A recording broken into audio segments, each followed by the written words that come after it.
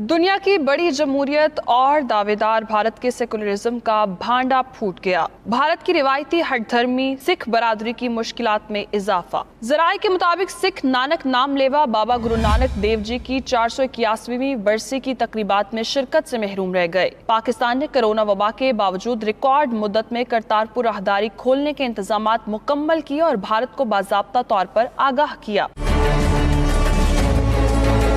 वज़ारत ख़ारजा ने बज़रिया करतारपुर राहदारी सिखों की पाकिस्तान आमद से मुतालिक भारत को 2 खतूत इरसाल किए। पहला खत 27 जून, दूसरा 27 अगस्त को तहरीर किया गया, लेकिन मोदी सरकार के कान पर जूं तक न रेंगी। भारत ने ताजमहल तो सियाहों के लिए खोला, लेकिन सिखों से बाबा गुरु नानक की बरसी पर करतारपुर पहुंचने का हक छीन लिया।